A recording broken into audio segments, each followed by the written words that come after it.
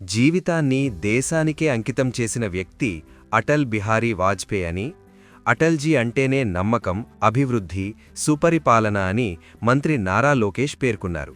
మాజీ ప్రధాని, భారతరత్న అటల్ బిహారీ వాజ్పేయి శతజయంతి ఉత్సవాలను పురస్కరించుకుని కృష్ణా జిల్లా మచిలీపట్నంలో ఎన్డీఏ ఆధ్వర్యంలో నిర్వహించిన అటల్ సందేశ్ మోదీ సుపరిపాలన బస్సు యాత్రలో మంత్రి నారా లోకేష్ ముఖ్య అతిథిగా పాల్గొన్నారు.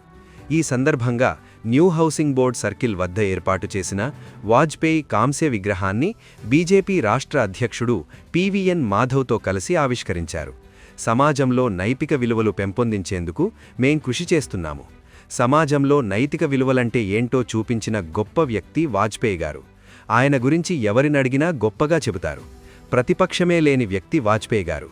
చిన్న వయసు నుంచే ఆయన జీవితాన్ని కవిత్వానికి, దేశానికి అంకితం చేశారు. 18 ఏళ్ల వయస్సులోనే క్విట్ ఇండియా ఉద్యమంలో పాల్గొన్నారు. దేశం కోసం జైలుకు వెళ్లారు. వాజ్పేయి గారి మార్గంలోనే ప్రధాని మోదీ గారు వెళుతున్నారు. ప్రధానమంత్రి గారికి కూడా యువకులంటే చాలా ఇష్టం. వాళ్ళకి అండగా నిలుస్తున్నారు. ఆపరేషన్ సింధూర్ ద్వారా పొరుగు దేశానికి గట్టిగా బుద్ధి చెప్పారు. ఇతర రాష్ట్రాల్లో డబుల్ ఇంజిన్ సర్కార్ నడుస్తుంటే ఏపీలో మాత్రం డబుల్ ఇంజిన్ బుల్లెట్ ట్రైన్ సర్కార్ నడుస్తోంది. మోదీ గారిని మనం నమో అని కూడా పిలుస్తాం. నమో అంటే నాయుడు గారు, మోదీ గారి జోడీ నడుస్తోంది.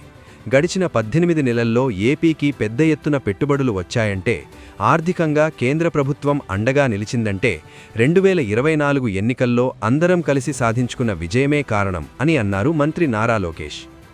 వాజ్పేయి గారికి, చంద్రబాబుకు మధ్య తండ్రి కొడుకుల అనుబంధం ఉండేదని లోకేష్ గుర్తు చేసుకున్నారు.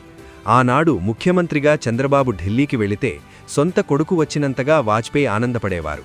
1998లోనే ఏపీలో డబుల్ ఇంజిన్ సర్కార్ ఏర్పడింది. ఈరోజు హైదరాబాద్ అభివృద్ధి చెందిందంటే దానికి కారణం వాజ్పేయి గారే. ఐఎస్బీ భీమా నియంత్రణా సంస్థను హైదరాబాద్లో ఏర్పాటు చేసి ఆఫ్రో ఏషియన్ గేమ్స్కు నిధులు కేటాయించారు. అందుకే తెలుగు జాతి ఆయనకు ఎప్పటికీ రుణపడి ఉంటుంది అని లోకేష్ ఉద్ఘాటించారు.